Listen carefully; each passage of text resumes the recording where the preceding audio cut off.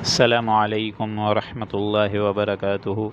الحمد للہ نحمده ونستعینه ونستغفره ونؤمن به ونتوکل علیہ، اما بعد رب اشرح لی صدری ویسر لی امری واحلل عقدۃ من لسانی یفقهوا قولی۔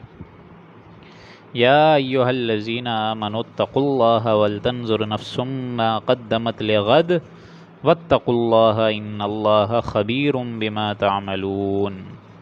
ولا تكونوا كالذين نسوا الله فأنساهم أنفسهم أولئك هم الفاسقون۔ لا يستوي أصحاب النار وأصحاب الجنة، أصحاب الجنة هم الفائزون۔ رب اشرح لي صدري ويسر لي أمري واحلل عقدة من لساني يفقهوا قولي۔ اللہم انک عفو کریم تحب العفو فاعف عنا۔ رب اغفر وارحم وانت خیر الراحمین۔ ربنا ظلمنا انفسنا وان لم تغفر لنا وترحمنا لنکونن من الخاسرین، آمین یا رب العالمین۔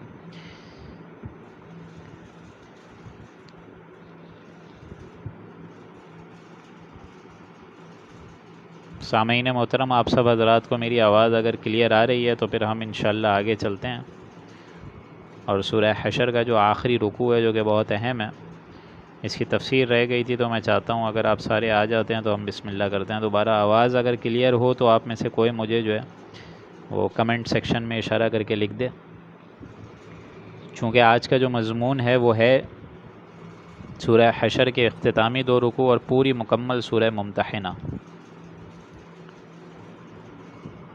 سورہ حشر کا جو آخری رکوع ہے وہ اپنی اسٹائل کے لحاظ سے اس لحاظ سے جامع ترین ہے کہ یہاں پہ اسماء الحسنہ، جیسا کہ میں عرض کر رہا تھا، کہ ایک دم تکرار کے ساتھ آئے ہیں، جیسا کہ سورہ حدید میں آئے تھے، وہ تو المسبحات سے ہی آغاز ہوئی، یسبح للہ ما فی السماوات والارض وہو العزیز الحکیم۔ تو یہاں پہ بھی دیکھیں یہی سارے اسماء الحسنہ، 16 اسماء الحسنہ ایک جگہ پر آپ کو اس رکوع میں نظر آئیں گے، اور ایک ہی آیت میں 8 اسماء الحسنہ۔ تو اب ہم بسم اللہ کرنے جا رہے ہیں، کیونکہ یہ رکوع اتنا اہم ہے کہ اس میں انسانی فلسفے کا جو اصل کردار ہونا چاہیے انسانوں کا، کہ ہمیں زندگی کس کے لیے جینی چاہیے، کیا ہمارا ایک مشن ہونا چاہیے، وہ بھی اس میں ہائی لائٹڈ ہے، اور جگہ جگہ عام اپیل کے انداز میں اللہ کے اسماء الحسنہ کا حوالہ دے کر ایک بات سمجھائی جا رہی ہے۔ تو میرے خیال سے کافی لوگ آ گئے ہیں، تو اب ہم بسم اللہ کرتے ہیں۔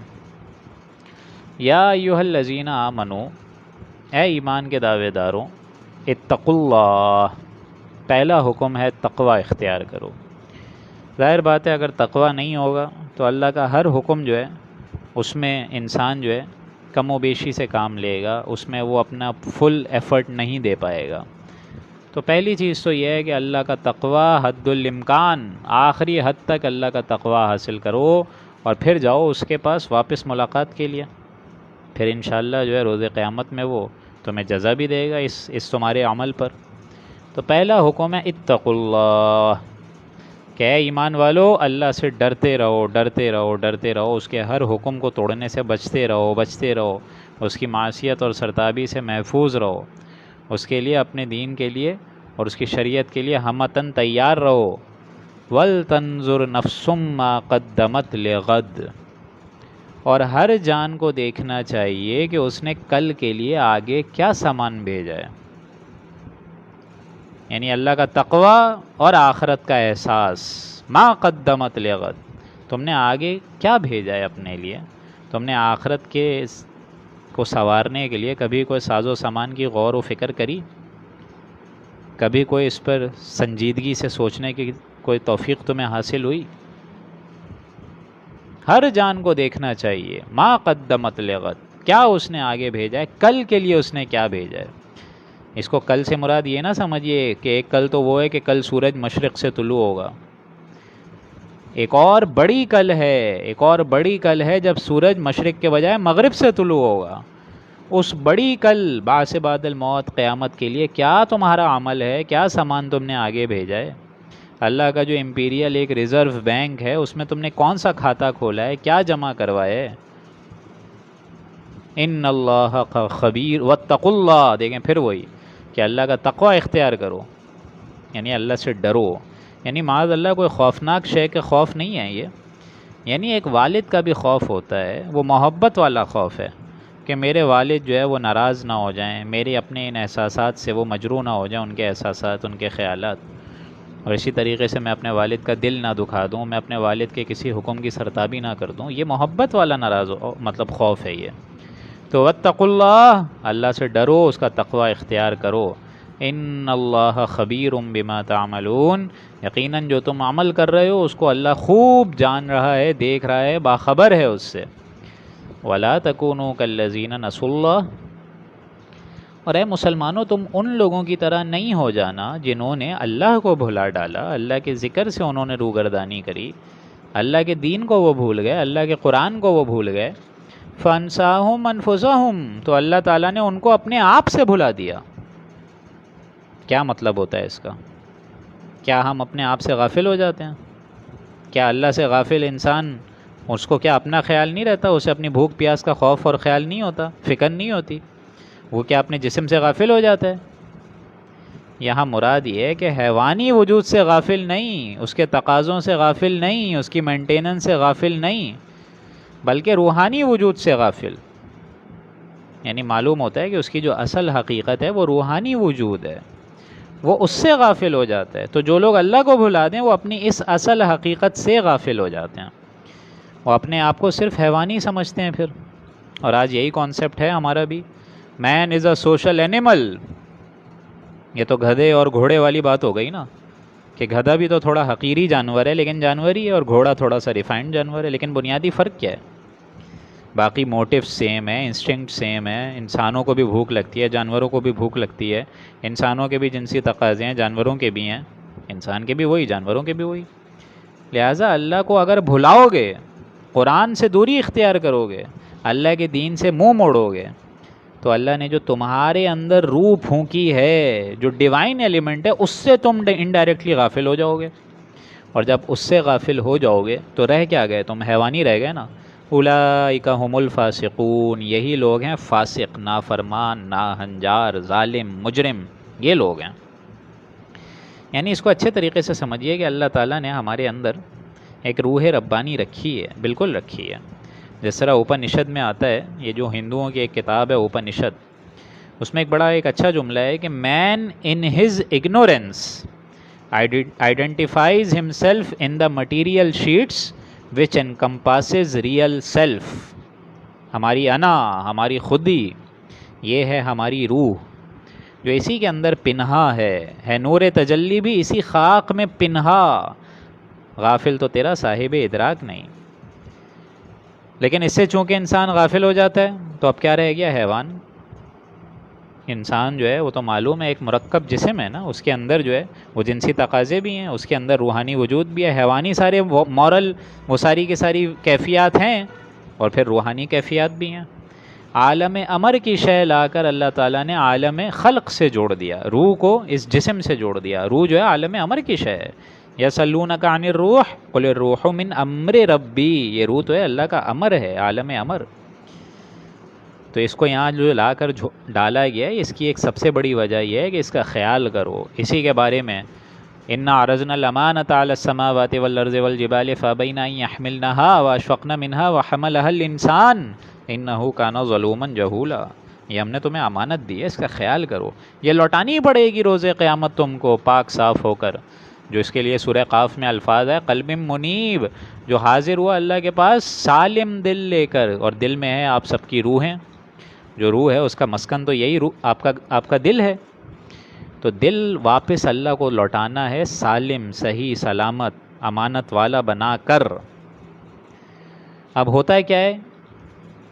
انسان واپس اس روحانی وجود کو دوبارہ ایکٹیویٹ کیسے کر سکتا ہے؟ اس کا ایک پورا یوں سمجھیے کہ نسخہ دے دیا. لا یستوی اصحاب النار و اصحاب الجنہ، ہرگز ہرگز برابر نہیں ہے اہل دوزخ اور اہل جنت. یہ ہم برابر تو نہیں ہیں. ایک وہ ہے جو کہ جنت میں گیا ہوا ہے، عیش و عشرت اور روح و ریحان و جنت و نعیم کی زندگی گزار رہا ہے، اور ایک بیچارہ جہنم میں سڑ رہا ہے، مر رہا ہے، عذاب میں مبتلا ہے. تو کیا برابر ہو جائیں گے یہ؟ اصحاب الجنت هم الفائزون، اور اہل جنت تو وہ کامیاب لوگ ہیں جو کہ فائزون ہیں.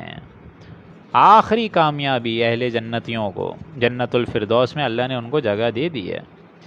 لو انزلنا ھذا القرآن، اب دیکھیں وہی فلسفہ آ گیا جو کہ خودی کا ایک فلسفہ ہے کہ اللہ نے جو ان کو غافل کیا ہے تو وہ اپنے آپ سے جو غافل ہو گئے ہیں، تو اس کے بارے میں اب نظریہ کیا ہونا چاہیے کہ اس غفلت سے تم نکلو گے کیسے؟ تو ایک جو طریقہ میں بتا رہا تھا وہ یہاں بتا دیا آیت نمبر 21 میں، لو انزلنا ھذا القرآن، کہ اگر بھلا ہم اس قرآن کو کسی پہاڑ پر نازل کرتے، علی جبل، پہاڑ پر، لرأیتہ خاشعا متصدعا من خشیت اللہ، 3 الفاظ آ رہے ہیں، تو اے مخاطب تو دیکھتا کہ وہ پورا کا پورا پہاڑ اللہ کے خوف سے دب رہا ہے، گھبرا رہا ہے، متصدع، اور وہ خوف کے مارے پھٹا جا رہا ہے، ریزہ ریزہ ہو گیا وہ، من خشیت اللہ، اللہ کی خشیت سے، اللہ کے دبدبے سے۔ یعنی یہ پہاڑوں میں اگر فیلنگز ہوتی تو ان کا یہ حشر ہوتا۔ آج ہمارے اندر روح اللہ نے پھونکی ہوئی ہے اور ہم پر کوئی اثر ہی نہیں ہو رہا قرآن مجید کا۔ کتنی ایک افسوس کی بات ہے کہ قرآن مجید ایز سچ فی نفسی ہی اس کی عظمت اتنی اہم ہے، ایک تو حفاظت ہے، ایک تو فائدہ ہے، وہ تو ایک الگ ڈسکشن ہے کہ یہ جو ہے رحمت للمؤمنین ہے، قل بفضل اللہ وبرحمتہ فبذلک فلیفرحوا ھو خیر مما یجمعون، کہ خوشیاں مناؤ کہ اللہ تعالیٰ نے اتنی عظیم الشان دولت جو ہے وہ امت محمدی کی جھولی میں ڈال دی۔ کتنی عظیم الشان ایک رحمت ہے، نعمت ہے، عنایت ہے، اللہ کی رحمانیت کا سب سے بڑا رحم عتم ہے، مظہر عتم ہے۔ یہ تو ساری اپنی بات ہے، حفاظت ہے، فائدہ ہے، اس کی کیفیات ہیں، ٹھیک ہے، لیکن قرآن مجید ایز سچ فی نفسی ہی، اپنے اندر ہی معجزے سے کم تو نہیں ہے۔ اور اس کو اچھے طریقے سے سمجھ لیجئے، یہاں قرآن مجید کی ذات جو ہے، قرآن مجید کی صفات کو اللہ کی ذات سے جوڑا، جیسے سورہ اعراف میں فرمایا تھا، حضرت موسیٰ علیہ السلام نے جب اللہ تعالیٰ سے فرمائش کری کہ اے اللہ مجھے تیرا دیدار چاہیے، مجھے دیکھنا ہے تجھے، تو اللہ تعالیٰ نے کیا فرمایا؟ یہاں حضرت موسیٰ فرمانے رب ارینی انظر الیک، اے اللہ تو اپنا دیدار مجھے فرما، قال لن ترانی، یہاں اللہ تعالیٰ کی طرف سے جواب آ رہا ہے اے موسیٰ آپ نہیں دیکھ سکیں گے۔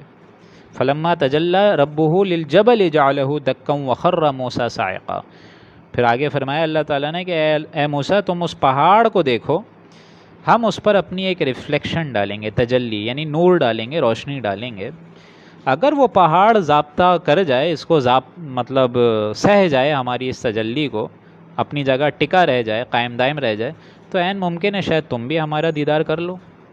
اور یہ حضرت موسیٰ تجلی ڈائریکٹ نہیں دیکھ رہے، وہ دیکھ رہے ہیں بالواسطہ، یہ جو مشاہدہ ہو رہا ہے یہ پہاڑ کے ذریعے سے بالواسطہ مشاہدہ ہو رہا ہے، اور جیسے ہی تجلی پڑی ہے تو ایک دم پہاڑ جو ہے وہ ریزہ ریزہ ہو کے پھٹ گیا، اور موسیٰ علیہ السلام بے ہوش ہو کر گر پڑے،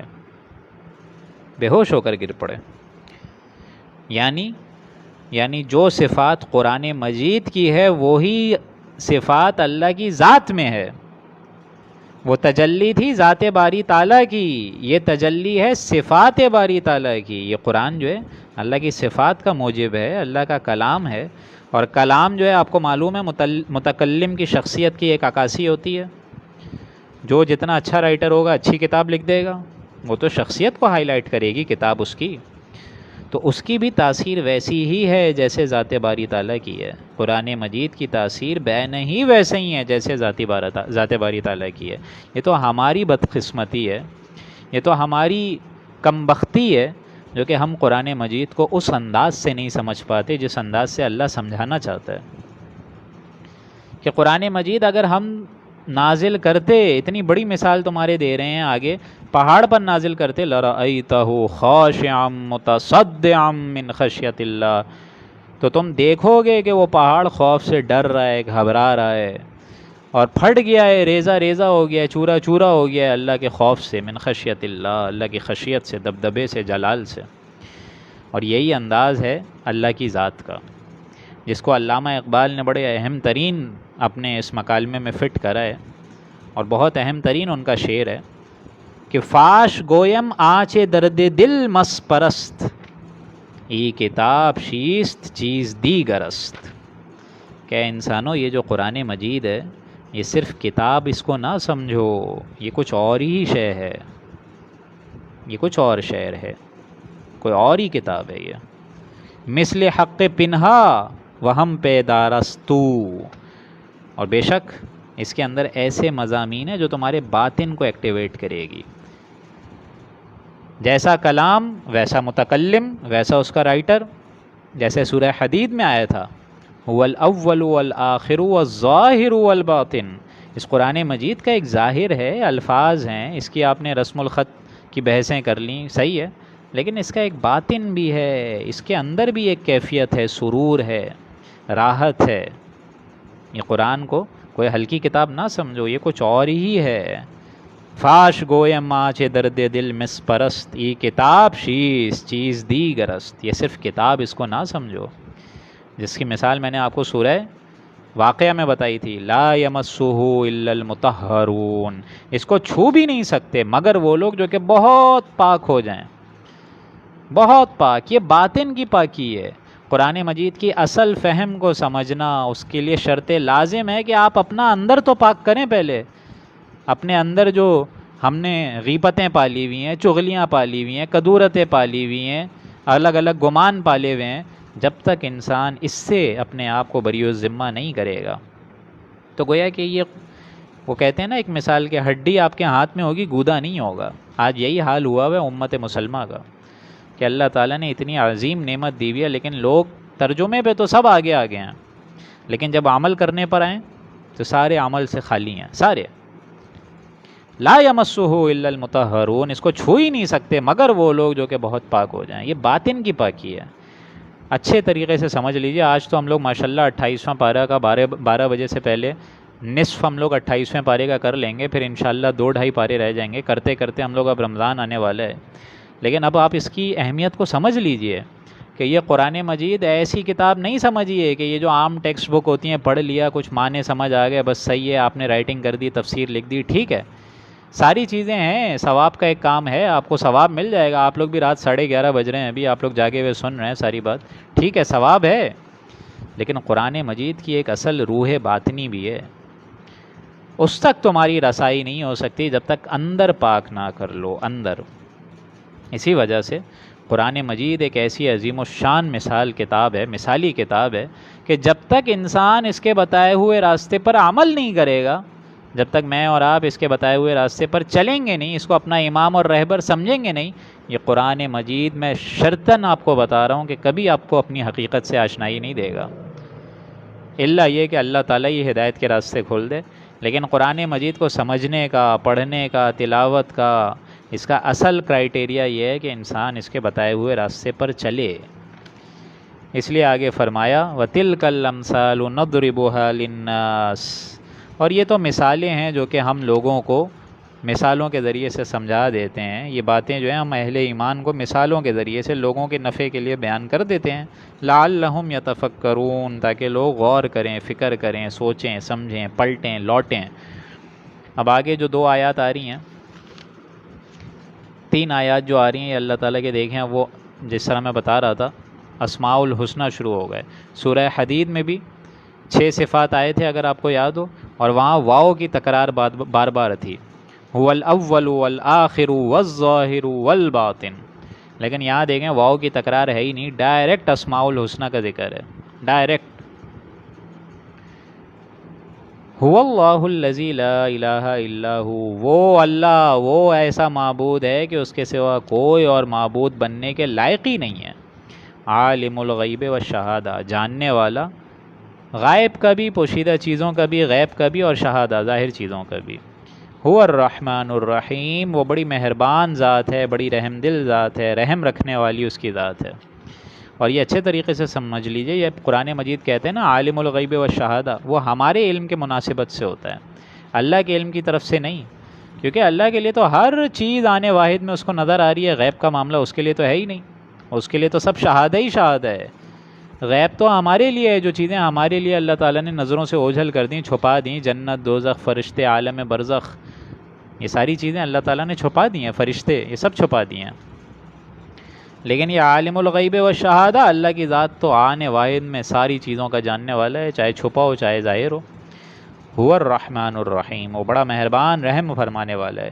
هو اللہ الذی لا الہ الا ہو، اور وہ ایسا معبود ہے کہ اس کے سوا کوئی اور معبود کے لائق ہی نہیں ہے، یعنی اور ایمفیسس۔ اب وہ 8 دیکھیں عظیم الشان اسماء آ رہے ہیں۔ الملک، بادشاہ حقیقی، القدوس، پاک ہر عیب سے، ہر شرک سے، اعلیٰ، عرفہ، منزہ، مبرہ۔ السلام، سلامتی اور سالم، سلامتی دینے والا اور خود بھی سالم، ہر اعتبار سے اس کا کوئی نقصان نہیں پہنچا سکتا۔ المہیمن، المؤمن، امن اور امان دینے والا، المہیمن، پناہ میں رکھنے والا انسانوں کو، العزیز، زبردست، جس کی اتھارٹی ایبسولوٹ، اختیار مطلق ایبسولوٹ، العزیز، اور وہ زبردست،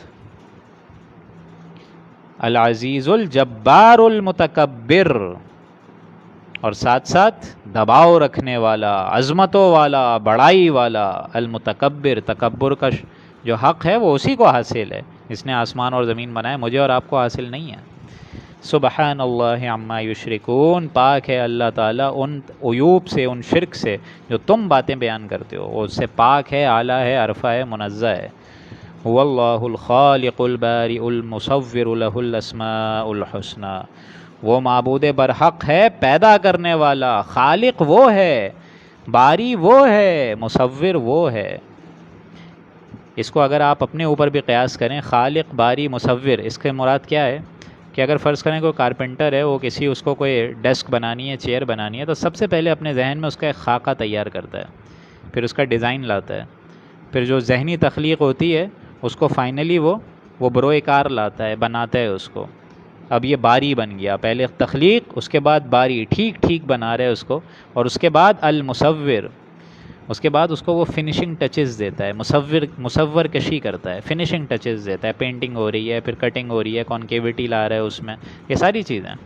اب یہ معاملے کو اللہ سے جوڑیں، هو اللہ الخالق، وہ معبود برحق، پیدا کرنے والا تمہیں ماؤں کے جنین کے اندر، رحم مادر کے اندر، الباری، کتنے عظیم ہم لوگ سارے کے سارے اللہ کے فضل و کرم سے پیدا ہو گئے، سالم پیدا ہو گئے، کہ اللہ تعالیٰ نے ہمارے اندر کوئی نقص نہیں چھوڑے اللہ کے فضل و کرم سے، کہ اللہ تعالیٰ کہہ رہا ہے ٹھیک ٹھیک میں نے بنایا تم کو، ذرہ بھر تمہاری کاریگری اگر میں یہاں سے وہاں کر دیتا، 2 آنکھوں کے بجائے 1 آنکھ کے ساتھ پیدا ہو جاتے، 2 ناکوں کے نتنوں کے بجائے 1 ناک کے نتنوں کے ساتھ، نتن کے ساتھ پیدا ہو جاتے، 2 ہاتھوں کے بجائے 1 ہاتھ کے ساتھ پیدا ہو جاتے، زبان ہم تم کو نہیں دیتے، آنکھیں نہیں دیتے، قوت گویائی سلب کر دیتے، کر سکتے تھے نا ہم، لیکن اللہ تعالیٰ الباری، ٹھیک ٹھیک بنا رہے، المصور، اور پھر صورت بنانے والا، ماؤں کے پیٹوں کے اندر ہم تمہاری صورتیں بنا دیتے ہیں، فنیشنگ ٹچز دیتے ہیں، لہ الاسماء الحسنى، اس کے لیے بہت اچھے اچھے نام ہیں، سارے اچھے اچھے نام اسی کے لیے ہیں۔ یسبح لہ ما فی السماوات والارض، سب چیزوں کی تعریف اور تسبیح جو آسمانوں میں ہے اور زمین میں ہے، اس کی تسبیح بیان فرماتی ہے، اللہ کی تسبیح میں لگے ہوئے ہیں یہ ساری مخلوقات۔ وہو العزیز الحکیم، اور وہ زبردست ہے، کمال حکمت ہے۔ یہ واحد صورت، واحد تو نہیں کہیں گے، منفرد صورت اس طریقے سے کہ شروع بھی دیکھیں تسبیح کے ساتھ ہوئی ہے، اختتام بھی دیکھیں تسبیح کے ساتھ ہوا ہے۔ اب جو اگلی سورہ مبارک ہے اس کے لیے میں چاہتا ہوں آپ لوگوں کا ایک ذہن بنا دوں، کیونکہ اگر سورہ ممتحنہ اگر آپ کو سمجھنا ہے تو اس کے پیچھے ایک واقعہ آپ کو سمجھنا ضروری ہوگا کہ کیا واقعہ ہے، اور یہ سورہ مبارک نزول کے اعتبار سے کب نازل ہوئی ہے۔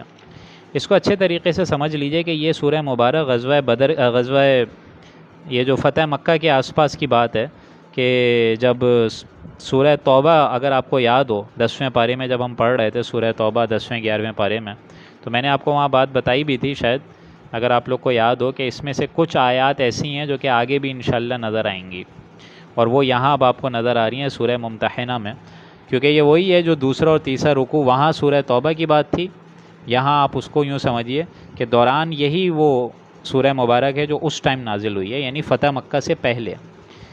اس میں ایک واقعہ بتایا جا رہا ہے ایک مخلص صحابہ کا، اور اسی کے پیش نظر جو ہے، انہی کے پیش نظر یہ پوری سورہ مبارک ہے۔ وہ مخلص صحابہ، عظیم صحابہ، ان سے خطا ہو گئی۔ حضرت حاتب رضی اللہ تعالیٰ عنہ ان کا نام بتایا جاتا ہے، اور ان سے خطا کیا ہوئی ان کو بھی اچھے طریقے سے سمجھ لیجیے۔ اب ظاہر بات ہے صحابیوں سے خطا تو ایک دم ناممکنات میں سے ہے، لیکن بن بنائے کم بشری جو ایک معاملہ ہو جاتا ہے انسانوں کا، جو اللہ تعالیٰ نے یہ اثرات رکھے ہوئے ہیں، اور بالخصوص وہ جو دوسروں کا ایک پریشر ہوتا ہے، شیطان جو ہوتا ہے اس کے معاملے میں بھی، مطلب زائدہ حملہ آور شیطان تو ایسے نیک لوگوں پر ہی ہوتا ہے۔ تو یہ بات ان سے ہو گئی، ایک خطا ہو گئی کہ حضرت حاتب رضی اللہ تعالیٰ عنہ، ان کے ساتھ معاملہ کیا ہوا کہ ان کے گھر والے مکے میں تھے، وہاں آباد تھے، اب وہ مکے سے چھوڑ کر یہاں مدینہ میں حضور کے ساتھ تشریف فرما ہوئے ہوئے ہیں۔ اب ان کو وہاں اپنے اہل و عیال کا خیال آتا تھا کہ بھائی وہاں سنبھالنے والا کوئی نہیں ہے، میں تو قریش کفار کے رحم و کرم پر چھوڑ کر آ گیا ہوں، تو اگر قریش کا میں ساتھ دے دوں کسی طریقے سے، ان کے ساتھ کوئی نیکی کروں، ہمدردی کروں، تو عین ممکن ہے کہ وہ قریش جو ہے وہ تھوڑا بہت خیال کریں گے میرے اس کنبے کا، کیونکہ اب تو یہاں مہم چل رہی ہے کہ مکے پر حملہ کرنا چاہیے کہ نہیں۔ ابھی یہ باتیں ہو رہی ہیں کہ محمد حملہ کرنے والے ہیں، تو اگر وہ حملہ کریں گے صلی اللہ علیہ وآلہ وسلم، اہل ایمان قریش پر چڑھ دوڑیں گے سارے کے سارے، تو میرے ان گھر والوں کا کوئی لحاظ نہیں کریں گے وہ قریش، وہ تو کہیں گے ایک مسلمان گھرانہ یہاں موجود ہے تو ایٹ لیسٹ اس کی صحیح سے خبر لو۔ تو انہوں نے کیا یہ حضرت حاتب رضی اللہ تعالیٰ عنہ نے کہ انہوں نے چھپ چھپا کر ایک خط لکھا قریش کو، اور اس میں یہ بات لیک کر دی کہ بھائی تم آگاہ ہو جاؤ، محمد حملہ کرنے والے ہیں، قریش پر حملہ کرنے والے ہیں، مکے پر چڑھ دوڑنے والے ہیں اہل ایمان سارے۔ انہوں نے ایک عورت کو خط دیا وہ کہ جاؤ جا کر یہ قریش تک پہنچا دو، اور اس کو چھپا کر پہنچانا۔ اس عورت نے ہوشیاری کری کہ وہ جو بالوں میں چٹیا ہوتی ہے اس کے اندر چھپا لیا اس خط کو، تاکہ اگر کہیں روک لیا جائے اس عورت کو اور تلاشی لی جائے تو خط برآمد نہ ہو، نکل نہ سکے۔ یہاں اللہ کی کرنی یہ ہوئی کہ اللہ تعالیٰ نے وحی کے ذریعے سے حضور کو بتا دیا کہ دیکھیں آپ کے اس ساتھی نے غداری کر دی ہے، اور یہ ایک عورت جا رہی ہے ابھی بیچ میں یہ راستے میں، اس کو جا کے پکڑیے، ورنہ ایسا نہ ہو کہ وہ جا کے قریش پہ پورا بھانڈا پھوڑ دے کہ لڑائی ہونے والی ہے، حملہ ہونے والا ہے۔ اب حضرت محمد مصطفیٰ صلی اللہ علیہ وآلہ وسلم نے حضرت علی اور ایک اور صحابی کو ان کے ساتھ بھیجا کہ جاؤ اس کی تلاشی لو، فلاں فلاں ایریا پر وہ عورت ہے۔ حضرت علی پہنچ گئے۔ اب ظاہر بات ہے حضور کی جو خبر ہے وہ معاذ اللہ جھوٹی تو نہیں ہو سکتی، وہ عورت وہیں ملی اسی رستے پہ۔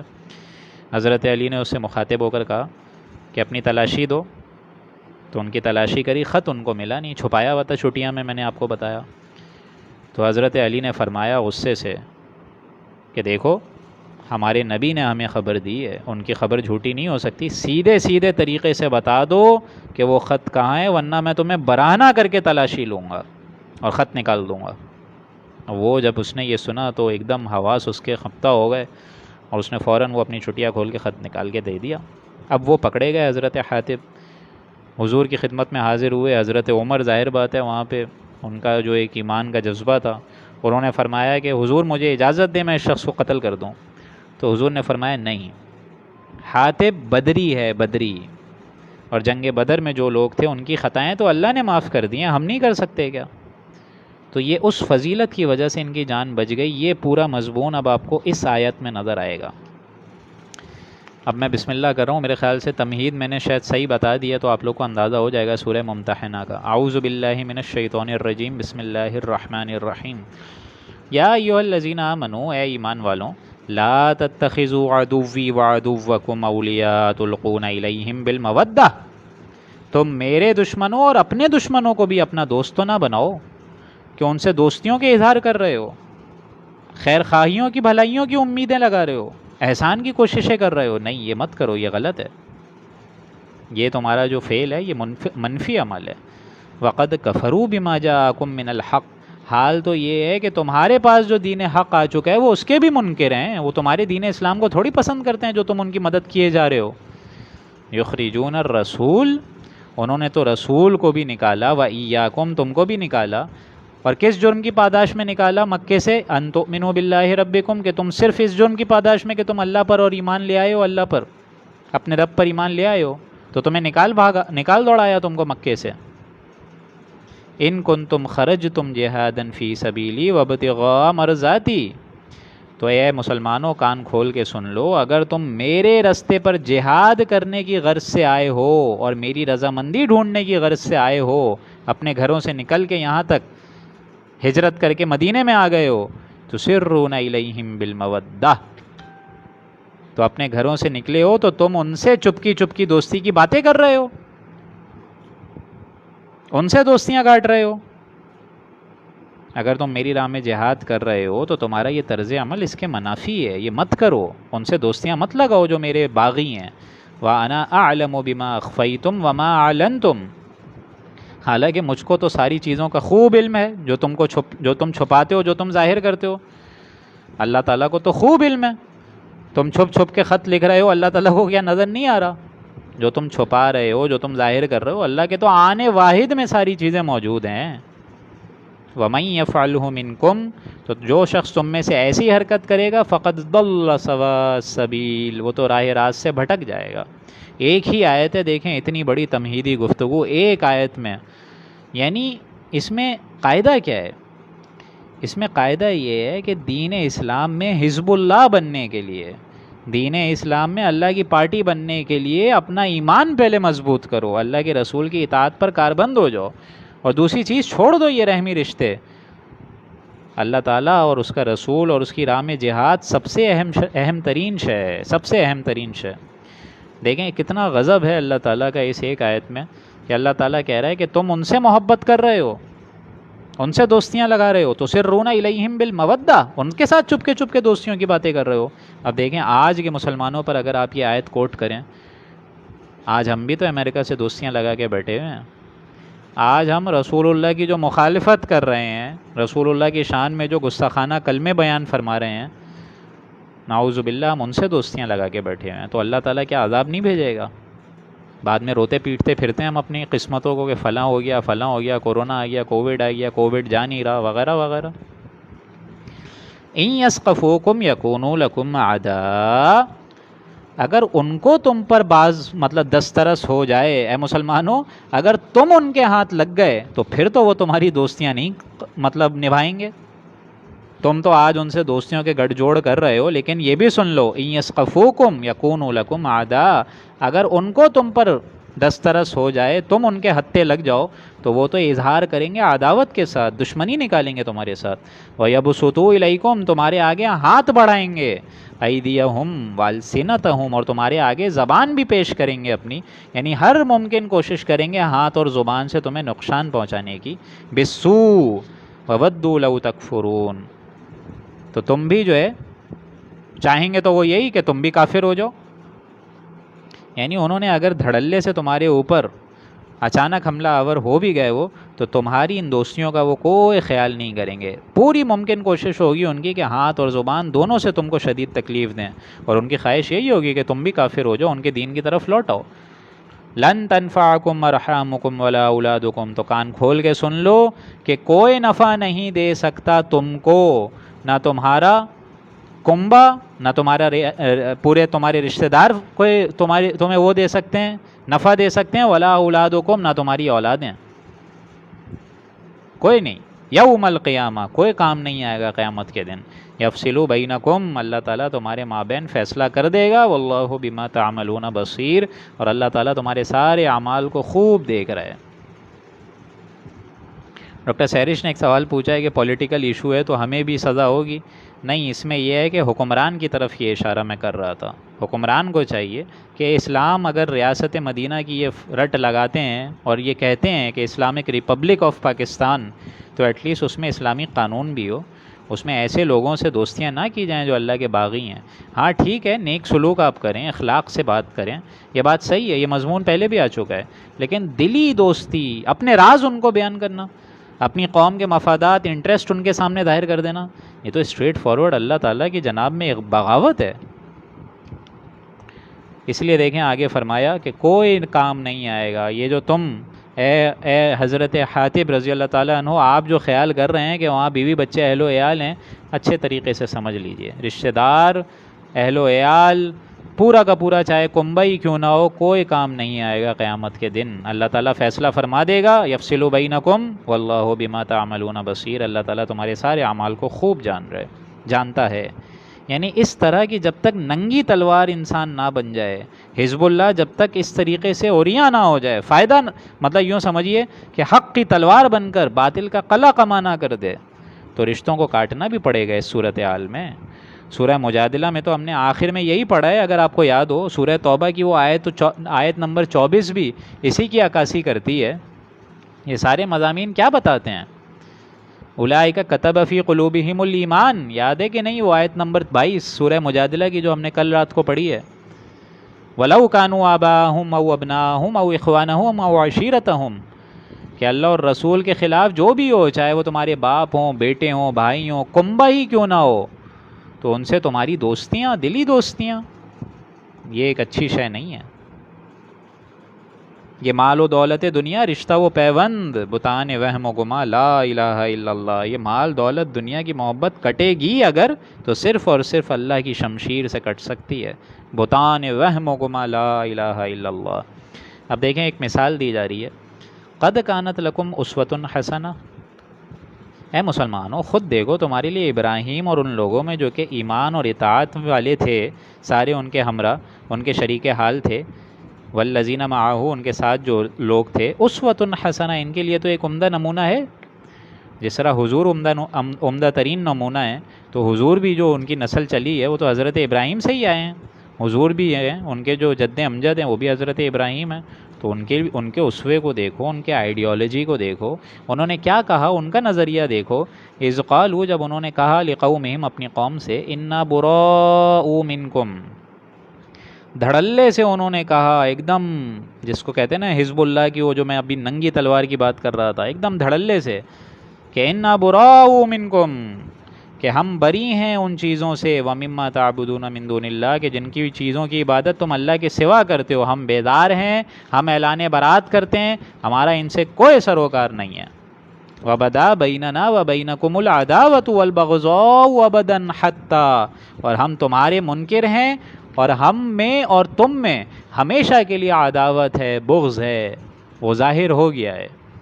حتی تؤمنوا باللہ وحدہ، یہاں تک کہ تم واحد اللہ پر توحید ایمان کی شرطیں پوری نہ کرو، یعنی جب تک تم مسلمان نہیں ہوگے تمہارا اور ہمارا پھر گٹھ جوڑ ہو ہی نہیں سکتا۔ یہ ہے اصل قاعدہ، یہ اصل قاعدہ ہے۔ جس طرح ابراہیم علیہ السلام کی دعا تھی اپنے والد کے لیے بھی، کہ آخر میں تو آ کے انہوں نے فرما دیا کہ بھائی اب آپ سے میں بری ہوں، بیزار ہوں، والد تک کے لیے بول دیا۔ سوچیے آپ، اللہ قول ابراہیم، مگر یہ کہ ایک قول تھا ابراہیم کا لیے بھی اپنے باپ کے لیے، آزر کے لیے، لاستغفرن لک، کہ میں لازماً ہے ابا جان آپ کے لیے استغفار تو ضرور کروں گا اپنے رب کے سامنے، وما املک لک من اللہ من شیء، اور میرے لیے مجھ کو خدا کے آگے کسی بات کا اختیار نہیں ہوگا کچھ بھی، یعنی جو فیصلہ ہوگا آپ کا وہ تو اللہ ہی کے حق میں ہوگا، اللہ ہی اپنے حق سے فیصلہ فرمائے گا آپ کے لیے، میرا کوئی اختیار تو نہیں ہوگا کسی کا بھی، کسی بارے میں بھی، من شیء، کسی شے کا بھی۔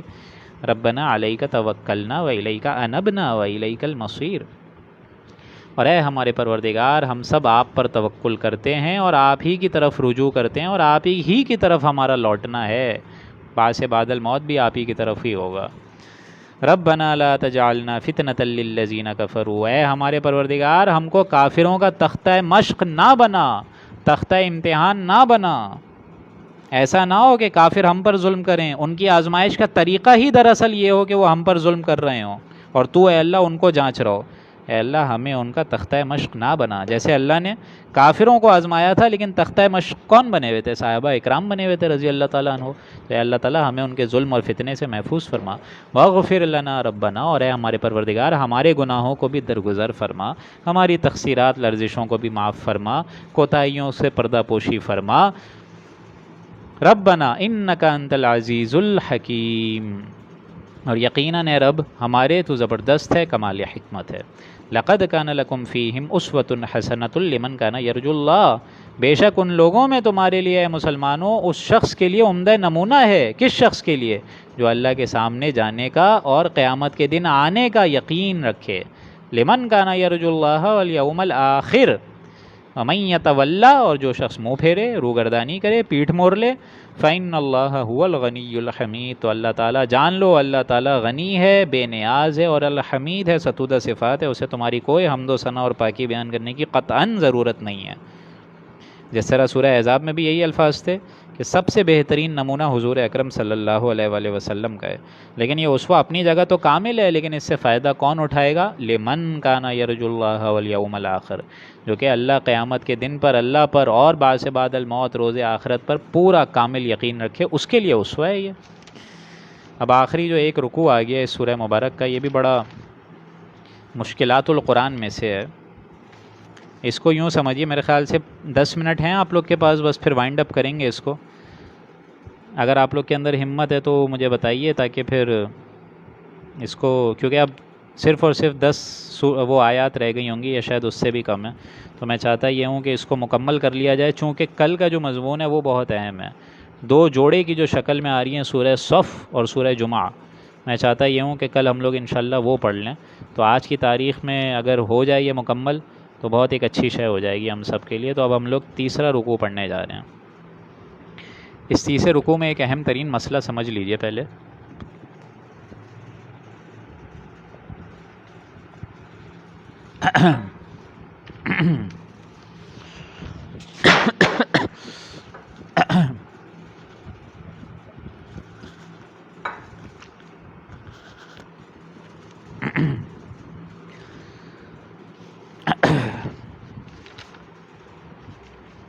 جی، تو میں کہہ رہا تھا کہ اس تیسرا تو نہیں، یہ دوسرا ہی رکوع ہے، 2 رکوع ہیں آج دوسرا رکوع میں.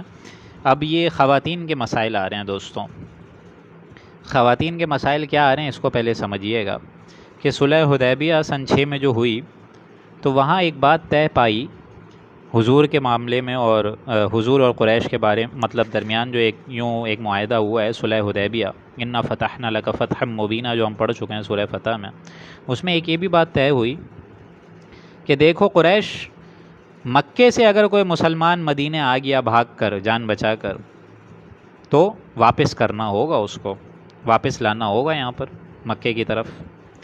اور مدینے سے کوئی مرتد ہو کے مسلمان واپس مکے گیا تو واپس نہیں ہوگا. یہ اصل ایک امپلائیڈ بات تھی اس میں. اب اس میں خواتین کا بڑا اہم مسئلہ مطلب درپے ہو گیا. وہ کیا ہوا کہ خواتین کا مسئلہ یہ ہو گیا کہ مکے سے جب مدینے آ گئیں عورتیں ہجرت کر کے، تو اب ان کے لیے بھی کیا یوں سمجھیے کہ واپس جانا تھا، کیونکہ قانون تو یہی طے ہوا تھا کہ اگر مکے سے کوئی آئے مسلمان مدینے کی طرف بھاگ کر، تو اس کو واپس مکے لانا پڑے گا، مکے بھیجنا ہوگا، قریش کی طرف واپس جانا ہوگا. لیکن یہاں مسئلہ سینسٹیو ہو گیا کہ اگر ایمان لے کر مکے سے ہجرت کر کے اب عورتیں آ گئیں پھر، تو کیا ان کو یہیں مکے میں واپس بھیجا جائے گا، یا یہیں مدینے میں پھر رہنا پڑے گا ان کو؟ تو وہاں حضور صلی اللہ علیہ وآلہ وسلم نے فرمایا کہ نہیں، یہ جو شرط تھی یہ الرجال کے بارے میں تھی، مردوں کے بارے میں تھی، عورتوں کے بارے میں نہیں. عورتیں تو سب کچھ اب وہ چھوڑ کر آ گئیں، اپنے ان مشرک شوہروں کو چھوڑ کر آ گئیں، سارا کا سارا نان نفقہ وہاں چھوڑ کر آ گئیں، مہر جو تھا ان کا وہ بھی وہاں پھینک کر آ گئیں، یہ ساری چیزیں کر کے آ گئیں. تو ان کو اب واپس مدینے سے مکے جانے نہیں دیا جائے گا. لیکن ایک اور بات یہ بھی سمجھیے، کیونکہ ہر طریقے سے شیطان تو نہیں بیٹھا رہے گا، شیطان نے بھی چال چلی. اور وہ چال کیا تھی کہ اس میں ایک بات کا شک تھا کہ جو خواتین مکے سے آ رہی تھیں ان میں بھی اب ایک اندیشہ تھا، خوف تھا کہ یہ صاحب ایمان ہیں بھی کہ نہیں ہیں. بھائی اب ہجرت کر کے آ رہی ہیں، بھروسہ کیسے کریں کہ وہ جاسوس تو نہیں ہیں، یا جاسوس ہیں یا واقعتاً ایمان والی ہیں. ظاہر بات ہے مکے سے آ رہی ہیں، ان کی تربیت سے آ رہی ہیں، ان کے شوہر قریش والے ہی تھے، مشرک شوہر ہیں. تو ایسا تو نہیں ہے یہ سارے قریش کی کوئی ٹیکٹائل مطلب ایک موو ہوئی ہے، ایک یوں سمجھیے کہ ان کا ایک ذریعہ ہو، ایک ہتھیار ہو کہ وہ ہماری اپنی ان عورتوں کو ہماری اس پاک صاف سوسائٹیز میں بھیجیں اور ہماری اس پاک صاف سوسائٹیز کو اسکینڈلائز کریں. تو یہ بھی ایک اندیشہ تھا. اور دوسری بات یہ بھی اس میں ایک بات امپلائیڈ ہو گئی کہ شوہر تو ان کے وہاں ہیں، تو یہاں کیا مسلمان مرد ان سے نکاح کر سکتا ہے؟ کیا یہ رشتہ جائز ہوگا؟ شوہر سے ان کو طلاق ہوئی بھی ہے کہ نہیں ہوئی ہے؟ اب یہ سارے مسائل، اب اور ان کے مہر کا کیا ہوگا پھر، اور اگر وہ یہاں آ جائیں تو ہم ان سے نکاح کر سکتے ہیں کہ نہیں؟ اب یہ سارے مسائل آ رہے ہیں اس رکوع میں. اور یہ اس رکوع کا جو اختتام ہوگا اس کا کلائمیکس ہے آخری 2 آیات، کہ جہاں عورتوں کی بیعت کا معاملہ آئے گا. قرآن مجید اتنی بیلنس کتاب ہے دوستوں کہ دیکھیں، مردوں کی بیعت کا ذکر آ گیا تھا وہاں پر سورہ فتح میں، لیکن اس میں بھی ظاہری الفاظ نہیں تھے، بطن کوئی نہیں تھا اس کا. یہاں آپ کو پورا کا پورا بطن، اس کا اصل کلائمیکس، ان عورتوں کے ساتھ حضور نے کیا بیعت لی ہے، وقت کے مسلمانوں نے، وقت کی مسلمان عورتوں نے کیا بیعت لی ہے حضور سے اس درمیان، اس دور نبوت میں. تو یہ آپ کو اندازہ ہوگا آج کی صورت میں، ایک ایک لفظ اس کا حرف با حرف آپ کو کلیئر ہوگا، جبکہ ایسی کوئی شے مردوں کے بارے میں ہے ہی نہیں. تو گویا کہ اللہ تعالیٰ کی طرف سے کمپنسیشن ہوتی رہتی ہے، بیلنس ہوتا رہتا ہے. اتنی بڑی بڑی بیعت ہیں، بیعت عقبہ اولیٰ، بیعت عقبہ ثانیہ، بیعت رضوان، لیکن الفاظ کہیں نہیں ملیں گے. لیکن ایک عورتوں کی بیعت ہوئی اور آخری دو آیات آپ پڑھیں گے، اس میں ایک ایک بیعت کا ذکر ہوا ہے. تو یہ خواتین کی بیعت کو فضیلت مل گئی اس اعتبار سے کہ ان کا بطن بھی یہاں موجود ہے. تو اللہ بیلنس کرتا ہے، جیسے مرد عورتوں کو بیلنس کرتا ہے. فرض کریں طلاق کا مسئلہ ہے تو طلاق کا حق جو ہے وہ مرد کو دیا، عورت کو نہیں دیا. اسی طریقے سے اولاد قانوناً پھر باپ کی ہوگی، عورت کی نہیں ہوگی. لیکن اللہ تعالیٰ نے بیلنس کس طرح کرا؟ ماں کا حق 3 گنا زیادہ کر دیا کہ جاؤ اس کی خدمت کرو، جاؤ اس کی خدمت کرو، اور جنت ماں کے قدموں تلے ہے. تو یہ بیلنس اللہ تعالیٰ کرتا رہتا ہے. وہی بیلنس اب آپ کو یہاں نظر آئے گا. اب میرے خیال سے تمہید کافی ہو گئی، بسم اللہ کرتے ہیں. آخری 7-8 آیات ہیں. عَسَى اللَّهُ أَن يَجْعَلَ بَيْنَكُمْ وَبَيْنَ الَّذِينَ عَادَيْتُم مِّنْهُم مَّوَدَّةً، اللہ تعالیٰ سے امید ہے کہ تم میں اور ان لوگوں میں جن سے تمہاری عداوت ہے اللہ دوستی کرا دے. یہ بھی تو ممکن ہے نا، دوستی کیسے کرا دے بھائی؟ تمہارے مابین اور قریش کے مابین اگر جھگڑا ہے، کوئی منافق اور تمہاری نہیں بنتی ہے، تو یہ بھی تو ممکن ہے نا. عَسَى اللہ، اللہ تعالیٰ اپنی اس فضل سے اس منافق یا قریش کو مسلمان کر دے، تمہارے درمیان جو ہے موافقت پیدا کر دے. وَبَيْنَ الَّذِينَ عَادَيْتُم مِّنْهُم مَّوَدَّةً، تمہارے اندر اگر سخت دشمنی ہو تو اللہ تعالیٰ اس کو دوستی میں کنورٹ کر دے. اور یہ تو ہوا بھی. پھر فتح مکہ کے بعد اتنی کثیر تعداد ہے لوگوں کی جو ایمان لے آئے، کیونکہ شرط ہی جب یہ ہو گئی تھی کہ 4 مہینے ہیں اس کے اندر ایمان لے آؤ ورنہ قتل کر دیے جاؤ گے یا سرزمین عرب چھوڑ کر چلے جاؤ. تو ان کے پاس اور کوئی آپشن بچا نہیں، نہ تو اور کوئی آپشن بچا نہیں، بلکہ یہ ان کو سر تسلیم خم کرنا پڑا. پھر تو یہ تمہاری دشمنی دوستی میں بھی کنورٹ ہو سکتی ہے. واللہ قدیر، اللہ تعالیٰ بڑی قدرت والا ہے. واللہ غفور الرحیم، اللہ تعالیٰ غفور ہے اور رحیم ہے. لا ینہاکم اللہ عن الذین لم یقاتلوکم، اللہ تعالیٰ تم کو اور ان لوگوں کے ساتھ لم یقاتلوکم فی الدین، احسان اور انصاف کا برتاؤ کرنے سے اللہ تعالیٰ نے ان سے منع کیا ہے. کن لوگوں سے؟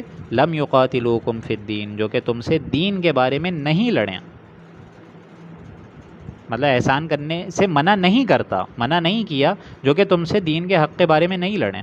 بھائی فرض کریں، ایک ایگزامپل ہے کہ ایک انسان ہے جو کہ اگر ایک معاہدے کے ذریعے سے جکڑا ہوا ہے، کیا ہے مسلمانوں، اگر حملہ ہوا تو ہم نہ آپ کی مدد کریں گے نہ ان کی قریش کی مدد کریں گے. تو اس کا مطلب یہ ہوا کہ انہوں نے آپ کو کوئی ذاتی کوئی تکلیف تو نہیں پہنچائی. تو جو لوگ آپ کے خلاف لڑیں نہیں، ان کے لیے اللہ تعالیٰ فرما رہا ہے کہ تم کو اللہ تعالیٰ نے پھر ایسے لوگوں کے ساتھ احسان اور انصاف کے برتاؤ سے منع تو نہیں کرا. لا ینہاکم اللہ، اللہ تعالیٰ نے منع نہیں کرا عن الذین لم یقاتلوکم فی الدین، ان لوگوں سے جن لوگوں نے تمہارے دین کے بارے میں تمہارے ساتھ کوئی اختلاف نہیں کرا، لڑا نہیں. ولم یخرجوکم من دیارکم، اور تم کو تمہارے گھروں سے بھی نہیں نکالا. ان تبروہم وتقسطوا الیہم، کہ تم ان سے احسان بھی کرو، انصاف کا معاملہ بھی کرو، ایکویلٹی رکھو، کوئی مسئلے کی بات نہیں ہے. بس یہ نہ ہو کہ دلی دوستی، یہ غلط شے ہے. دلی دوستی تو مسلمانوں سے ہی ہوگی. یعنی اگر کافر بھی ہے جس نے دین کے بارے میں اب تک لڑائی نہیں کری ہے، حسن سلوک رکھو، لیکن ہاں رازداری نہیں، بھلائی کرو، نیک سلوک کرو. ہاں اس میں یہ بھی کہ وراثت کا قانون بھی ان پر اپلائی نہیں ہوگا، وہ تو ہوگا انہی رشتوں سے، رحمی رشتوں سے. ان اللہ یحب المقسطین، انصاف کا برتاؤ کرنے والوں سے اللہ تعالیٰ محبت کرتا ہے، انصاف کو پسند فرماتا ہے. انما ینہاکم اللہ عن الذین قاتلوکم فی الدین، صرف ان لوگوں کے ساتھ اللہ تعالیٰ نے تمہیں دوستیاں گاٹھنے سے، باہمی دوستیاں ولایتیں کرنے سے منع کرا ہے. عن الذین قاتلوکم فی الدین، جو تم سے دین کے بارے میں لڑ گزر چکے ہوں. واخرجوکم من دیارکم، اور تم کو تمہارے گھروں سے نکال پھینکا ہو، نکال باہر کیا ہو. وظاہروا علی اخراجکم ان تولوہم، لیکن تمہارے نکالنے میں نکالنے والوں کی انہوں نے اور زیادہ مدد بھی کی.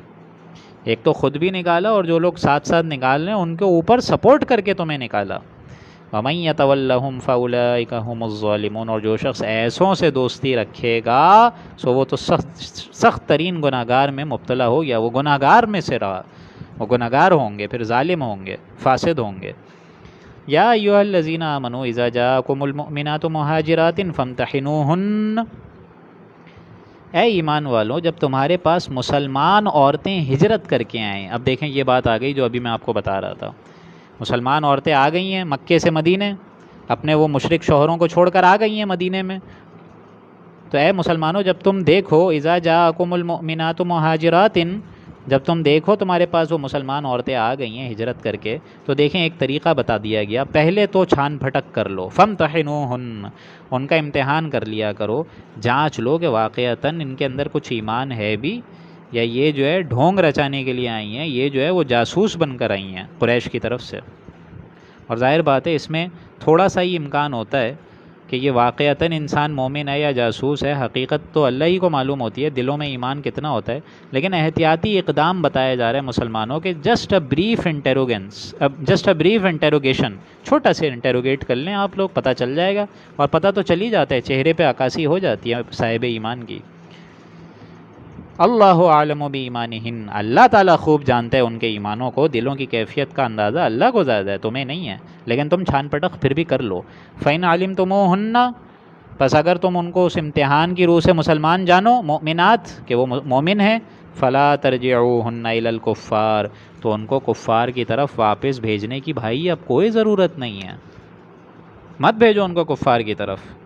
اب جب نہیں بھیجیں گے تو ان کا معاملہ کیا ہوگا، ان کے مہر کا کیا معاملہ ہوگا، اس کی شرح دیکھیں آگے کھول دی. لا ہن حل لہم ولا ہم یحلون لہن، نہ وہ عورتیں ان کافروں کے لیے اب حلال ہیں اور نہ وہ کافر ان عورتوں کے لیے حلال رہیں گے اب. وآتوہم ما انفقوا، ان کافروں نے جو کچھ خرچ کیا ہے ان کو دے دو، واپس لوٹا دو. فلاں کافر کی بیوی آئی ہے، مسلمان ہو گئی ہے، تعلق ختم کرو اس سے، شادی ختم کرو اور مہر اس کو واپس دے دو. اب دیکھیں کتنا عدل و انصاف کا مذہب ہے ہمارا اسلام. ہم لوگ پڑھتے ہوئے یہ غور نہیں کرتے کہ ہیں وہ کافر لیکن ان کے پیسے لوٹائے جا رہے ہیں. کافر ہیں حالانکہ، لیکن دین اسلام، دین فطرت، واقعتاً آپ کے فطرت کے اندر جو شے مضمر ہوتی ہے نا اس کو دین اسلام چھیڑتا ہے. کافروں نے جو کچھ ان عورتوں پر خرچ کیا ہے، وہ خود تو کافر رہے لیکن ان کی بیویاں تو اب مسلمان ہو گئی ہیں، تو اس کی سزا ان کو کیوں ملے؟ نہیں، ان کا جو مہر ہے اب ان کو واپس کر دو، ان کے شوہروں کو واپس پہنچا دو، مدینے سے مکے روانہ کر دو. وَلَا جُنَاحَ عَلَيْكُمْ أَن تَنكِحُوهُنَّ إِذَا آتَيْتُمُوهُنَّ أُجُورَهُنَّ، اور تم کو ان عورتوں سے اب نکاح کر لینا چاہیے، اس میں تم پر کچھ گناہ نہیں ہوگا. اگر تم ان سے نکاح کر لو تو اب کوئی گناہ نہیں ہے، رشتہ ختم ہو گیا اس سابقہ مشرک شوہر سے. اِذَا آتَيْتُمُوهُنَّ أُجُورَهُنَّ، جب کہ تم ان کے مہر ان کو دے دو. ایک بار مہر دو گے تو پھر معاملہ ہوگا نا آگے. مہر لوٹا دو، پہلے مدینے سے مکہ بھیج دو، اس کے بعد اپنے پاس تمہارے اگر پیسے ہیں تو مہر جمع کرو اس عورت کو، وہ جو اب آئی ہے سابقہ مشرکہ شوہر سے اور کافر شوہر سے، اب اس کو اگر اپنے نکاح میں لانا ہے تو تمہیں اس عورت کو نیا مہر دینا ہوگا. وَلَا تُمْسِكُوا بِعِصَمِ الْكَوَافِرِ وَاسْأَلُوا مَا أَنفَقْتُمْ. اب دیکھیں یہ بھی بڑی اہم بات رہی تھی. وہ اہم بات کیا تھی کہ اے مسلمانوں تم کافر عورتوں کے تعلقات کو باقی اب مت رکھو. وَاسْأَلُوا مَا أَنفَقْتُمْ، اور جو کچھ تم نے خرچ کیا ہوگا تم ان لوگوں سے مانگ سکتے ہو. کیا مطلب؟ یعنی مہر لوٹا دو، پہلی چیز تو یہی ہو گئی. پھر دوسری چیز یہ کہ تم ان سے بھی مانگ لو اپنے مہر کہ رشتہ ختم ہو گیا ہے، اب میرا مہر واپس کر دو. یعنی فرض کریں وہ عورت آ گئی مکے سے مدینے، اب سابقہ شوہر جو ہے وہ اڑا ہوا ہے کہ مہر نہیں دوں گا واپس، لیکن یہاں بتایا جا رہا ہے کہ تم ان سے مہر مانگ لو. اور یہاں جو مسلمان عورتیں آ گئی ہیں وہ اپنا خرچہ مانگ لیں ان سے، جو انہوں نے وہاں خرچ کرا تھا تو وہ ان شوہروں سے مانگ سکتی ہیں. مانگ لو ان سے اپنے مہر کے کیونکہ وہ رشتہ ختم ہو چکا ہے تو مہر اب ایک طریقے سے دینا ہوگا. آگے فرمایا وَلَا تُمْسِكُوا بِعِصَمِ الْكَوَافِرِ وَاسْأَلُوا مَا أَنفَقْتُمْ، اور اگر تمہاری عورتیں ہی یوں سمجھیے کہ کفر پر اڑی ہوئی ہیں، اسلام جو ہے وہ نہیں لا رہی ہیں، تو ان کے ناموس کو اپنے قبضے میں نہ رکھو. کیا مطلب ہوتا ہے اس کا؟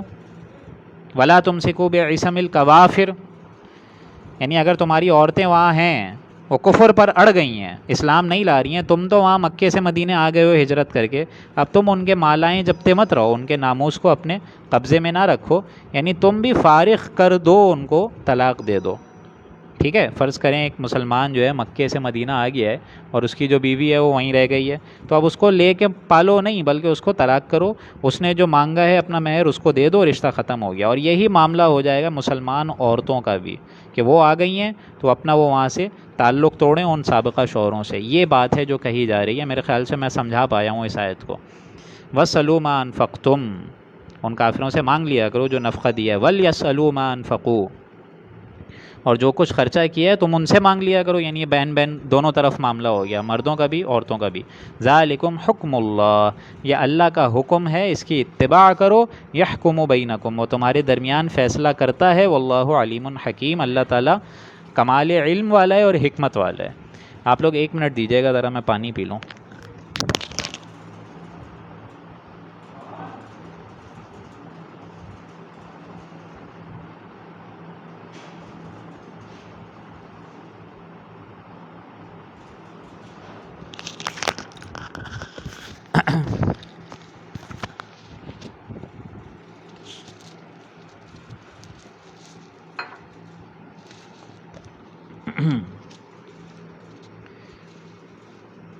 ذالکم حکم اللہ، یہ اللہ کا حکم ہے. یحکم بینکم، اللہ تعالیٰ تمہارے درمیان فیصلہ کر دے گا. واللہ علیم حکیم، اور اللہ تعالیٰ بڑا علم والا ہے اور حکمت والا ہے.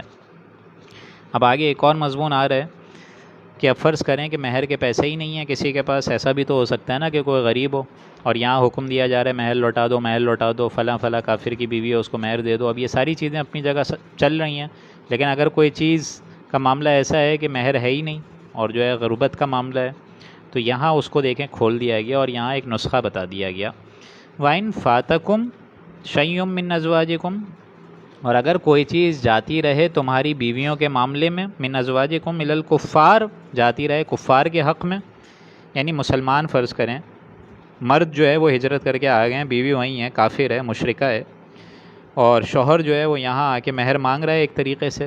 اب بیوی وہاں وہ اڑ گئی ہے، وہ دے نہیں رہی ہے، وہ کہہ رہی ہے میں تو مکے میں ہوں تم مدینے میں ہو. اب شوہر کے پاس پیسے ہیں نہیں اتنے کہ وہ یہاں پہ پیسے جمع کر کے نئی شادی کرے. اس کا حل بتایا گیا کیا، وَإِن فَاتَكُمْ شَيْءٌ مِّنْ أَزْوَاجِكُمْ، اگر کوئی چیز جاتی رہے تمہاری بیویوں کے معاملے میں، إِلَى الْكُفَّارِ فَعَاقَبْتُمْ فَآتُوا الَّذِينَ ذَهَبَتْ أَزْوَاجُهُمْ، پھر تمہاری اگر یہ نوبت آ جائے تو جن کی بیویاں ہاتھ سے نکل جائیں ان کو جتنا بھی مہر دے دو، انہوں نے جو خرچ کیا ان کا مہر ان کو دے دو. مِثْلَ مَا أَنفَقُوا، اس کے برابر تم ان کو دے دو. یعنی یہ بات پھر آ گئی ذہن میں کہ اب اس کا حل یہ بتایا کہ تم پھر اے مسلمانوں فعاقبتہم، مطلب تم جو ہے فعاقبتم فآتوا الذین ذہبت ازواجہم مثل ما انفقوا. اول شے تو یہ کہ اگر مرد ہجرت کر کے آ گیا، وہیں کافر مشرکہ عورت ہے وہ اڑ گئی ہے کہ نہیں دے رہی ہے، اور پھر یہاں شوہر کے پاس اضافی پیسے بھی نہیں ہو رہے کہ یہاں مدینے میں آ کے نیا نکاح کرے، تو اس کا حل یہ بتا دیا گیا کہ تم ان کو ٹوٹلی، اے مسلمانوں جو پوری تم لوگوں نے مال غنیمت حاصل کری ہے کسی جنگ سے، پورے مسلمانوں کو پھر ایڈریس کر کے بتایا گیا کہ اگر تم کو ٹوٹلی کہیں کسی جنگ سے مال غنیمت ملا ہے تو ان لوگوں کو بھی، ان بیچارے شوہروں کو بھی جو کہ طلاق یافتہ ہو چکے ہیں، جو کہ مکے سے مدینے آ گئے ہیں، اب اس مال غنیمت میں سے کچھ رقم ان کو بھی دے دو، تاکہ یہ ان عورتوں سے یہاں جو آ کے آباد ہو گئی ہیں مکے سے مدینے، وہ شادی کر لیں آرام سے. جو وہاں مکے سے ہجرت کر کے آئی ہیں تو ظاہر بات ہے مہر دیں گے تو نکاح ہوگا نا، اس لیے فرمایا فعاقبتم فآتوا الذین ذہبت ازواجہم. تمہارا معاملہ پھر یہ ہوگا کہ تم جو ہے ان کو کچھ مہر مطلب پیسے دے دو تاکہ وہ جمع کر لیں. ذہبت ازواجہم مثل ما انفقوا، جتنا مہر انہوں نے خرچ کیا تھا اس کے برابر ہی دے دو تاکہ ان شوہروں کا مسئلہ حل ہو جائے. وہ وہاں اپنی مشرکہ عورتوں کو چھوڑیں اور یہاں جو ہے اپنا نیا نکاح کریں، کیونکہ یہ فطری تقاضے تو ہر انسان کے اندر ہیں. واتقوا اللہ الذی انتم بہ مؤمنون، اور اس کے معاملے میں بھی اللہ کا تقوی اختیار کرو، اور تم جس پر ایمان رکھتے ہو ڈرتے بھی رہو. ایمان ہے تمہارا اللہ پر تو اس معاملے میں بھی تمہیں سنجیدہ ہونا پڑے گا. میرے خیال سے یہ 10ویں اور 11ویں آیت آپ کو میں سمجھا پایا ہوں صحیح سے. اس میں دیکھیں بین معاملہ ہے، برابر معاملہ ہے. اس کو یوں سمجھیے کہ کچھ مکے سے مدینے آئے مرد حضرات، ان کی عورتیں رہ گئیں وہاں پر مکے میں، اب وہ مشرکہ ہیں، اور کچھ عورتیں آئیں مکے سے مدینے، اب ان کے شوہر رہ گئے وہ بھی مشرکہ ہیں۔ اب دونوں میں اگر رشتہ کرنا ہے فرض کریں تو دونوں کو اپنے سابقہ شوہروں سے ایک طریقے سے ان کا تعلق ٹوٹے گا، نکاح ٹوٹے گا، اور جو مہر لیا ہوا ہے وہ واپس دے دیا جائے گا۔ اور اگر شوہر غریب ہے یا بیوی غریب ہے اور ان کا مہر نہیں مل پا رہا ہے تو پھر یہ اسلامی ریاست کا حکم ہے فَعَاقَبْتُمْ فَآتُوا الَّذِينَ ذَهَبَتْ أَزْوَاجُهُمْ مِثْلَ مَا أَنفَقُوا، پھر تمہاری ذمہ داری یہ ہے کہ جن کی بیچاریوں کی شوہر یا جن بیچاروں کی بیویاں ہاتھ سے نکل گئی ہیں، جتنا مہر انہوں نے خرچ کیا تھا اس کے برابر اب تم دے دو۔ میرے خیال سے اب میں آپ لوگ کو بات سمجھا پایا ہوں۔ آخری جو آیت آ رہی ہے 12ویں آیت، 12ویں اور 13ویں آیت، 2 آیات رہ گئی ہیں، پھر یہاں مکمل ہو جائے گا درس قرآن آج انشاءاللہ۔ اور یہاں میں نے آپ کو بتایا کہ اب یہی مضمون آ گیا ہے کہ جو بیعت ہوئی ہے، بیعت ان کے بارے میں آ رہی ہے پوری کی پوری بات کہ یہ بیعت عورتوں سے کیا ہوئی ہے۔ یا ایھا النبیو، اے پیغمبر صلی اللہ علیہ وآلہ وسلم، اذا جاءک المؤمنات، جب یہ مسلمان عورتیں آپ کے پاس اس غرض سے آئیں، یبایعنک علی الا یشرکن باللہ، کہ وہ آپ پر بیعت کریں، یعنی آپ پر یوں سمجھیے کہ ایمان لا رہی ہیں تو اب ان آبجیکٹیوز کو فلفل کریں۔ یہ بیعت ہے کیا بیسیکلی؟ یہ وہی ہے کہ ایک آبجیکٹیوز ہیں جو آپ نے اللہ کے رسول کے ساتھ قائم دائم کیے ہیں، تو اگر وہ بیعت چاہیں تو اے نبی آپ بیعت دے دیجئے۔ کن باتوں پر؟ نمبر 1 اللہ یشرکنا باللہ، کہ اللہ کے ساتھ کسی کو شریک نہیں کریں گی وہ عورتیں، شیئا کوئی چیز شریک نہیں کریں گی، ولا یسرقنا، اور نہ وہ چوری کریں گی، ولا یزنینا، نہ وہ بدکاری کریں گی، زنا کریں گی، ولا یقتلنا اولادہن، نہ وہ اپنے بچوں کو قتل کریں گی مفلسی کے اندیشوں سے جو قتل ہوتے تھے، ولا یاتینا، اور نہ وہ بے بہتان نہ بہتان کی باتیں کریں گی، یفترینہ بین ایدیہن وارجلہن، اور ایسی چیزیں، ایسی غلط حرکتیں نہیں کریں گی جو ان کے ہاتھوں اور پاؤں کے درمیان ہو، یعنی سیکشول اسکینڈلز بھی وہ اب نہیں اچھالیں گی کہ اس نے میرے ساتھ یہ کر دیا، اس نے میرے ساتھ یہ کر دیا، نہیں، ایسا کوئی بہتان اب کسی صاحب ایمان پر نہیں لگائیں گی۔ وارجلہن ولا یعصینک فی معروف، اور جو نیک باتیں ہوں گی اے نبی وہ آپ کی اس میں خلاف ورزی نہیں کریں گی۔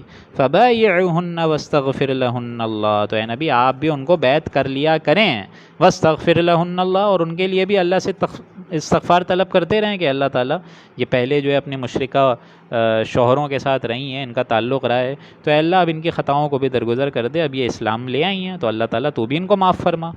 ان اللہ غفور الرحیم، اور بے شک اللہ تعالیٰ تو ہے ہی غفور اور رحیم ذات۔ یعنی یہ پورا کا پورا ایک ایک کر کے سارا کا سارا انداز اسلوب سمجھا دیا گیا کہ یہ شرائط ہیں، آبجیکٹیوز ہیں۔ آپ نوٹ کریں گے کہ یہ جو پہلے بیعت ہوئی تھی، بیعت عقبہ اولیٰ، بیعت عقبہ، بیعت اولیٰ جو ہوئی ہے، اس لیے اس بیعت کو بھی کہتے تھے بیعت النساء، کیونکہ اس میں یہی سارے الفاظ آئے تھے، یہی سارے آبجیکٹیوز آئے تھے کہ اللہ کے خلاف، اللہ کے علاوہ اور کوئی ذات کے ساتھ، اللہ کی ذات کے علاوہ اور کسی کے ساتھ شرک نہیں ہوگا، چوری نہیں کریں گے، بدکاری نہیں کریں گے، اپنے بچوں کو قتل نہیں کریں گے، یہی سارے آبجیکٹیوز تھے۔ لیکن اس وقت تک ایک جماعت وجود میں نہیں آئی تھی۔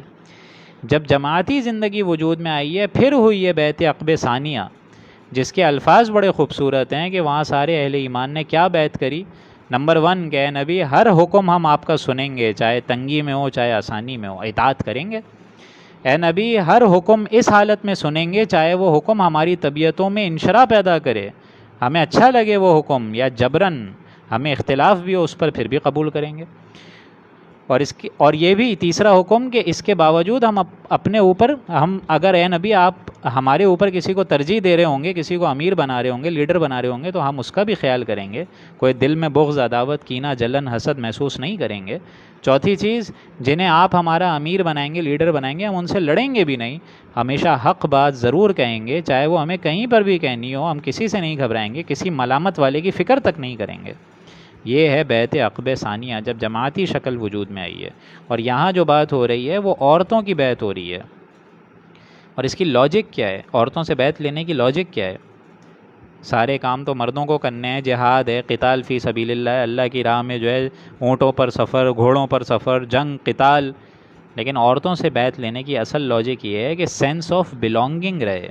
اب عورتیں ظاہر بات ہے یہ سارے کام تو نہیں کر سکتی، لیکن جماعت کی جب ایک شکل ہوگی، ہم سارے ابھی مل کے 7 لوگ درس قرآن سن رہے ہیں، تو یہ ایک ہمارے اندر ایک اچھا ایک سینس آف ایک بلونگنگ ہے نا، کہ ہم سارے ایک ہی پیج پر ہیں۔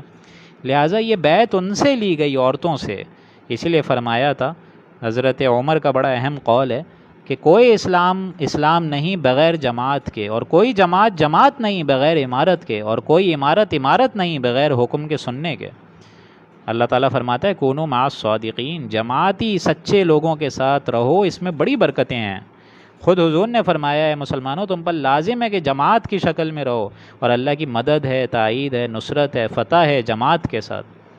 اور اس کا طریقہ بیعت ہے، ہر اس انسان کے ساتھ آپ بیعت کریں، لیکن پہلے چھانیں ٹٹولیں ایسے انسان کو جو واقعتاً ایسا ہو، جو کہ اللہ اور رسول کی اطاعت پر کاربند ہو، اس کا سیرت، اس کی عکاسی، اس کا کردار، اس کی نوعیت ایسی ہو کہ وہ واقعتاً دین اسلام اس کے اندر کوٹ کوٹ کر بھرا ہوا ہو، مومن ہو وہ۔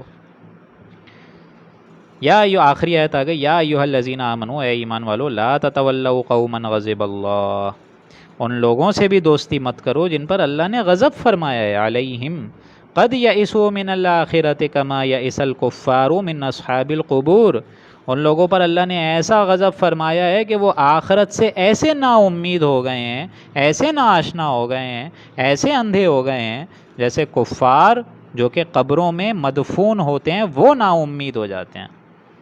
ان لوگ کی حالت تو اب ایسی ہو گئی ہے، یعنی اس کے 2 ترجمے ہیں کہ وہ لوگ جو کہ قبروں میں ہیں اب وہ بھی واقعتاً نا امید ہو چکے ہیں، کیونکہ انہوں نے عالم برزخ میں دیکھ لیا ہے اپنا انجام، وہ حقیقت ان پر واضح ہو گئی ہے، تو وہ اللہ کی رحمت سے نا امید ہو چکے ہیں اب۔ اور دوسرا ترجمہ یہ ہے کہ یہ جو کفار اب مایوس ہو گئے ہیں کس چیز پر، کہ جو ایک شخص قبر میں چلا گیا ہے وہ دوبارہ نہیں اٹھایا جائے گا، وہ مایوس ہے، وہ اللہ تعالیٰ کے اس قول سے بھی ایک دم اس کا عمل جو ہے وہ دور ہے کہ وہ اس کو سچ نہیں ثابت کر پا رہا ہے، وہ سمجھ ہی نہیں پا رہا ہے کہ اللہ تعالیٰ بعث بعد الموت کرے گا، اور وہ مایوس ہے۔ تو اس لیے فرمایا یا ایھا الذین آمنوا، اے ایمان والو، لا تتولوا قوما غضب اللہ، ان لوگوں سے بھی دوستیاں، یاریاں، رشتے مت گاٹھو جن پر اللہ نے غضب فرمایا ہے، اور ان کا حال تو یہ ہے قد یئسوا من الآخرہ، کہ وہ تو آخرت سے ایسے نا امید ہو گئے ہیں، کما یئس الکفار من اصحاب القبور، جیسے کفار جو کہ قبروں میں نا امید ہو کے مرے پڑے ہوئے ہیں۔ اللہ کے فضل و کرم سے یہاں پہ ہم نے مکمل کری سورہ ممتحنہ۔ کل انشاءاللہ دوستوں 2 صورتیں ہوں گی، سورہ صف اور سورہ جمعہ۔ پرسوں انشاءاللہ ہوگی پھر سورہ منافقون اور سورہ تغابن، اور پھر 4 اپریل کو ہوگی سورہ طلاق اور سورہ تحریم۔ اس لحاظ سے ہم لوگ 4 اپریل کو انشاءاللہ العزیز 28واں پارہ مکمل کریں گے، پھر گویا کہ 10 دن ہمارے پاس رہ جائیں گے رمضان میں۔ اگر اللہ تعالیٰ نے سب خیر و عافیت کا معاملہ فرمایا تو 4 دن کر کے ہم 29واں اور 30واں پارہ مکمل کریں گے، تاکہ ایک دن جو ہے ہم لوگ بریک دے کر اس میں دعا ختم القرآن مکمل القرآن کریں، اس میں آدھے پون گھنٹے کی انشاءاللہ دعا کریں، اس پوری اپنی اس عظیم اسٹرگل کو خیربات کہیں۔ اور میں امید کرتا ہوں یہ جس طریقے سے درس قرآن مجھے یاد رہے گا اپنی پوری زندگی، آپ سب کو بھی انشاءاللہ یاد رہے گا۔ میں امید کرتا ہوں کہ اللہ تعالیٰ نے آگے پہنچانے کا حق ادا کروایا، اور آپ لوگ بھی اس میں شامل حال رہے۔ تو ابھی بھی 2.5 پارے رہتے ہیں، تو اللہ تعالیٰ سے آپ لوگ بالخصوص میرے لیے بھی دعا کریں کہ میری جو آواز ہے، میرا جو ساتھ ہے، میرے اندر جو موٹیویشن ہے وہ بھی برقرار رہے اس ٹائم تک، اور اللہ تعالیٰ آپ سب کا بھی بیٹھنا اس طریقے سے قبول و منظور فرمائے۔ اللہ تعالیٰ ہم سب کے گناہوں کو، تقصیرات کو درگزر فرمائے۔ بارک اللہ لنا ولکم فی القرآن العظیم ونفعنی وإیاکم بالآیاتہ والذکر الحکیم۔ صدق اللہ العظیم۔